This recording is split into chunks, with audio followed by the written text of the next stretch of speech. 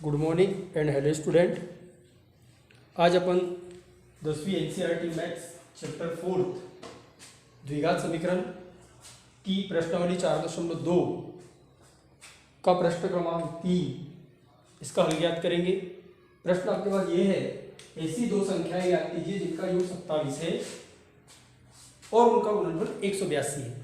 अपने को ऐसी दो संख्या ज्ञात करनी है जिनको अगर अपन जोड़े तो उनका योग कितना आएगा 27, और अगर उनका गुणा करें तो उनका गुणा कितना होगा 182। ऐसी दो संख्या अपने को ज्ञात करनी है।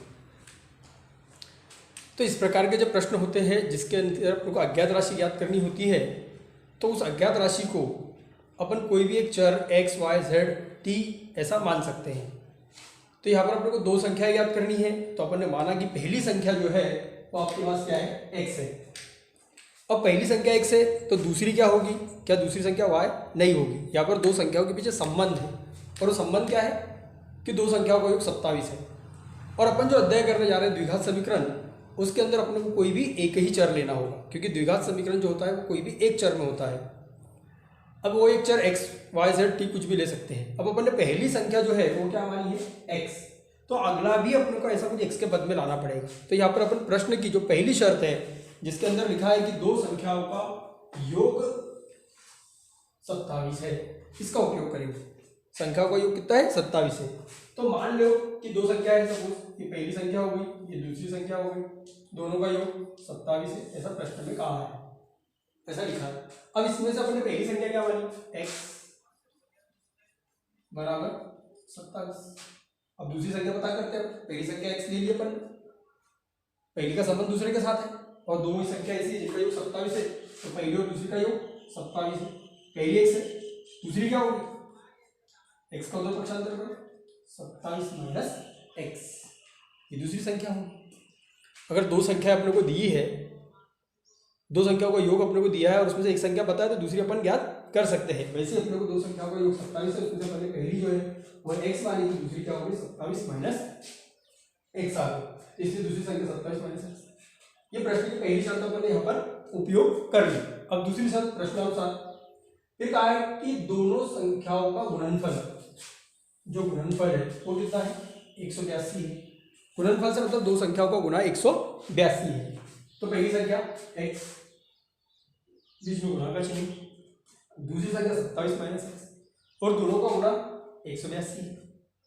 अब गुणा करते हैं, x का गुणा 27 में, यहाँ पर गुणा का चिन्ह, x का गुणा 27 में करेंगे तो 27x माइनस x का गुणा x में करेंगे तो x का वर्ग बराबर 182।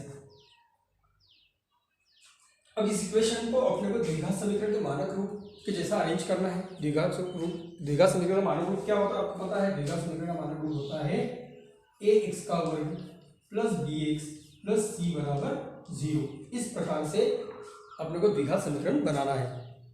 तो सबसे पहले अपने को x वर्ग का पद होना, और x वर्ग कौन है, माइनस x का वर्ग, इसको आगे लिखिए,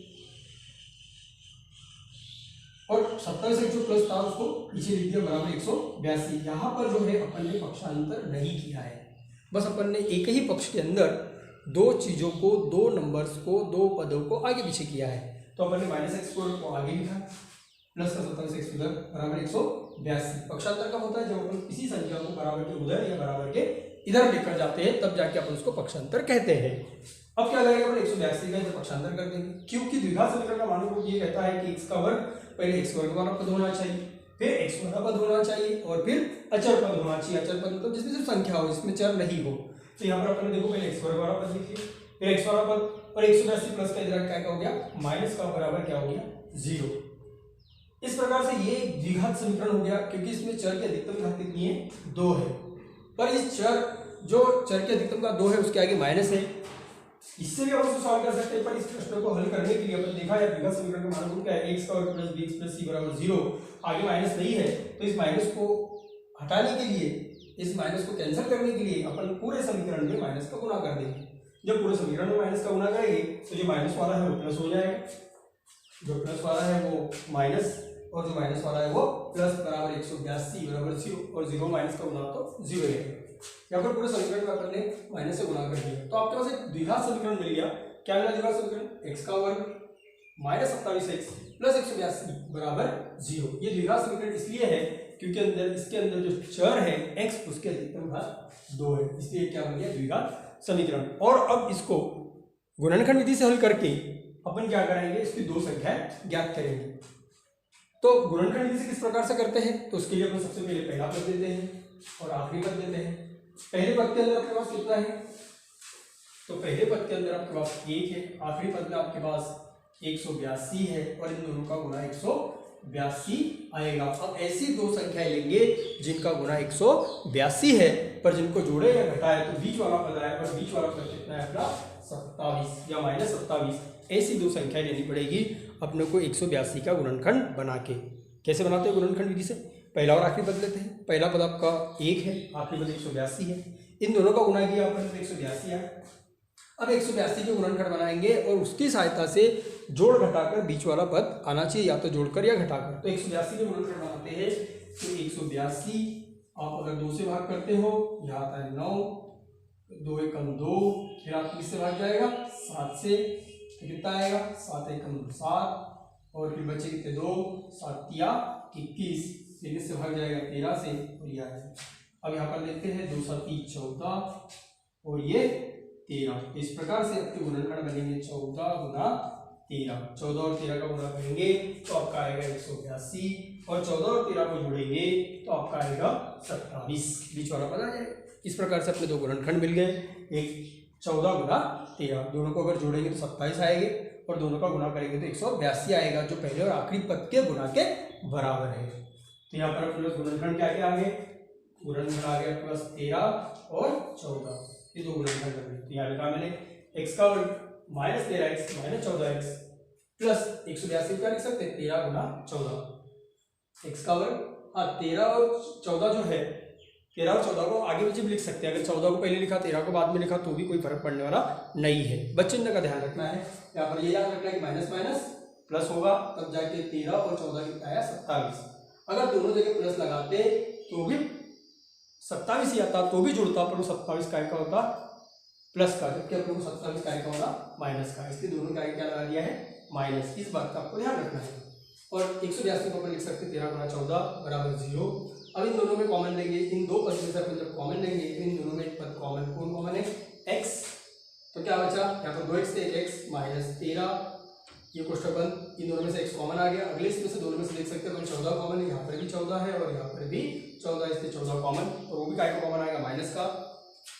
तो क्या बचा कोष्ठक में x -13 बराबर 0, या x बचा और यहाँ पर 13 बचा बराबर 0। जब इसका अंदर गुणा करेंगे तो अपने मन में अगर शंका है तो इसका गुणा करके देखो रिटर्न यही आएगा।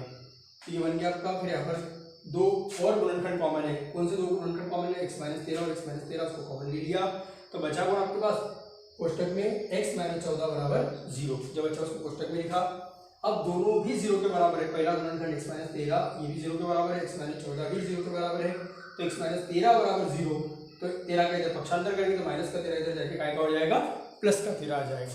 उसी टाइप से x -14 बराबर 0 और इधर 14 माइनस का जाके प्लस का ये 14 हो जाएगा। इस प्रकार से आपको दो संख्याएं मिली, मतलब पहली संख्या x बराबर कितनी हो गई 13 और दूसरी संख्या क्या मानी थी अपन ने 27 माइनस x, पहली संख्या कितनी हो गई 13, तो 27 में से 13 गया तो कितना बन गई 14। ये पहली संख्या 13 है तो दूसरी संख्या 14। पर अगर यदि अपन ने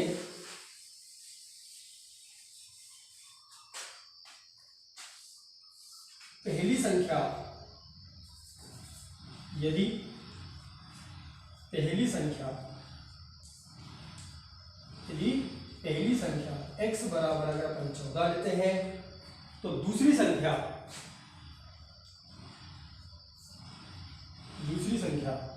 फिर से 27 माइनस x, तो दूसरी 27 x मतलब कितना हो गया 14, तो दूसरी संख्या 27 में 14 करके कितनी मिल जाएगी 13।